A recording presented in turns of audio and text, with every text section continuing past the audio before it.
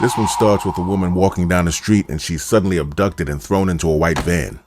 After she's rendered unconscious, she finds herself strapped to a gurney in some sort of facility.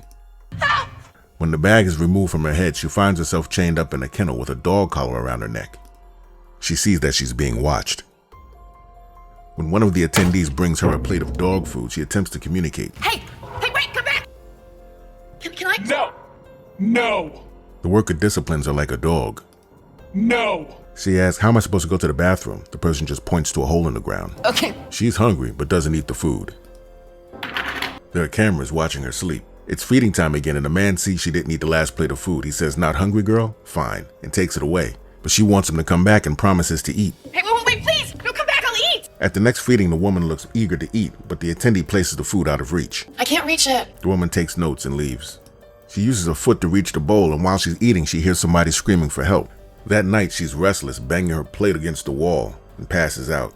The next morning, the man comes in and sees she's made a mess. The man says, "Naughty dogs don't get breakfast." This is some sort of behavioral experiment, and the people running it are entering the data. They take her to the shower room unconscious and hose her down. Is this supposed to be a bath? Afterwards, they drag her back to the kennel. They feel she's still disobedient, so they're going to upgrade to the choke collar. It's activated by remote control. They put her outside where there's cameras watching her. Over the loudspeaker, they tell her walk only. When she begins to run, they activate the collar. Bad dog. They can't control her yet, so they're going to introduce a new subject. When she wakes up, she hears another man calling out to her. He introduces himself as Adam and tells her there's other rooms like this, and that they also drugged their food. She tells him her name is Lisa, and then one of the attendees drops off another plate of dog food. He says, no, don't eat it. But she eats it anyway. He says we're not alone, referring to the man that's watching them at the doorway.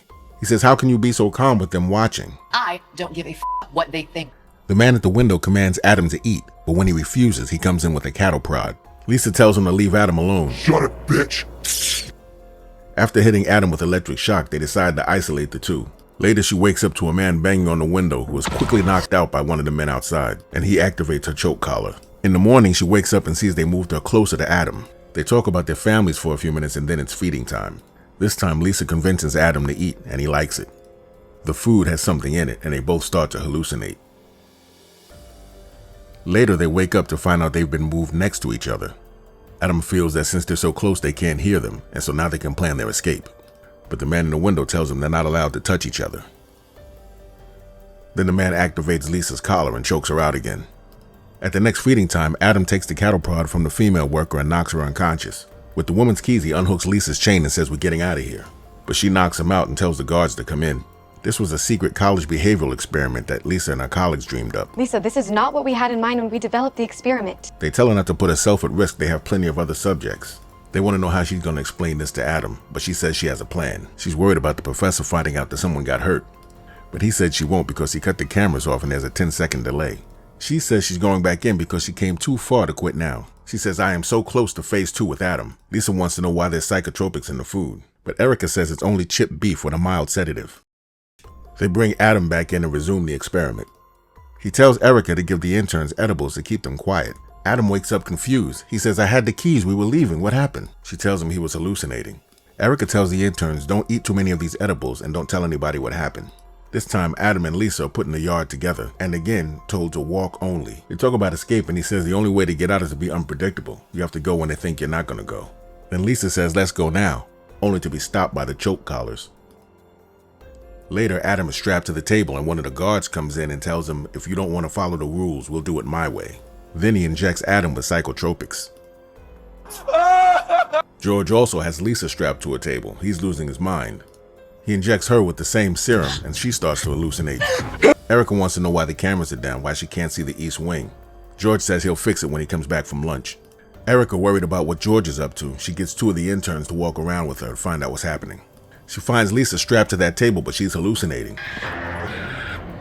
When they find Adam, the intern says to Erica, it took 4 shots to get this guy down. What are you giving these people? When George comes back from lunch, Erica tells him that the professor is on her way, and Erica wants to know what George is dosing them with. Professor Fisher wants to pull the plug on the experiment, but George begs her to keep it going. When George tells her he had to sedate them, she says, you have no medical training, you're lucky you're not going to prison. She has Erica go pull Lisa out of the experiment. Fisher is examining Lisa. Told you it was ill-advised to be a subject in your own experiment. She gives Lisa a shot of adrenaline to wake her up. The professor wants to know who authorized the use of sedatives. She says she has release forms for everybody except the one she calls Adam. Defiantly, Lisa says you should check again. The professor says I'm shutting this down. The professor realizes that Adam is not a willing participant in the exercise and says to Lisa, I pulled your file and there's no high school transcripts, no next of kin, nothing I can find about you. In fact, there's no public record of Elisa Green before 3 years ago. She says she's reporting this to the authorities. And that's when Lisa chokes her out. She's still alive and locks her in a storage room, tells Erica and George that the professor's giving them more time. Erica wants to know what the plan is to get them out of it. But Lisa says just drop me and Adam off with bags over our heads and no one will know anything. So Erica hooks Lisa up back inside and they continue the experiment. Adam wakes up distraught. Lisa tells him to think of a pleasant memory. George finds the professor in the storeroom. She tries to tell George that Lisa's not who she says she is. George says, oh, I know, and I would do anything for her. Erica turns the lights out, and just before Lisa can tell Adam that she loves him, Adam notices that there was no bell before the lights went out. Erica finds Professor Fisher. Lisa hears the scream, pulls out her key, and removes the chains. She tells Adam the power's out, now's the perfect time to escape. Meanwhile, Erica wants to call the police, so George puts her to sleep. George sees this and activates their choke collars. Now strapped to chairs in a dark room, Erica tells Adam that this was a behavioral experiment. It was funded by the university to treat people like animals and see what happens. But she dragged you into it unwillingly, all because she's had a crush on you since the first time she's seen you at school. That crazy bitch. She sees all this on the security cameras. George comes in and tells her, I want to show you something. He wheels her into another room, and it's a room full of all of her ex-boyfriends. George says, these are all the men that wronged you in the past. I've been stuck in the friend zone forever. I'm right here. I'm the only one that really knows who you are. I thought you were gay.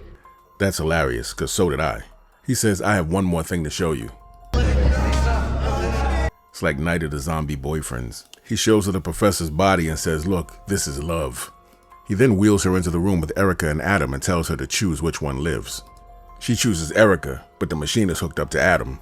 Lisa wants him to turn it off. She says, I am willing to give myself to you. But he tells her there's nothing you can offer me that I haven't already taken. When he was given her psychotropics, he was taking what he wanted. But she said, no, I'm offering you a real relationship. Do you mean that? I do. But he doesn't believe her, so he leaves. Adam passes away and George comes back saying, what did I miss?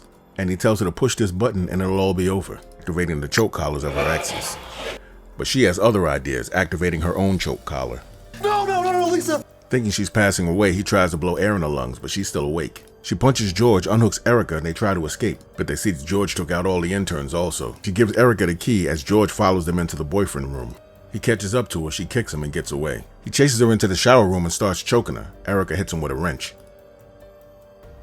When George wakes up, he's strapped to the table, and Lisa has the cattle prod. Erica activates his choke collar. Then Lisa goes behind him and gives it to him with the cattle prod. Lisa tells Erica not to turn away. It's okay to watch. He can't hurt us anymore. Erica said she was about to leave. She made it to the door, but couldn't leave Lisa behind. Erica told her, I love you. That didn't matter. Lisa said she didn't want this to be painful, but she has to make her body unrecognizable. She takes Erica's clothes and leaves the building while it's burning down, assuming her identity.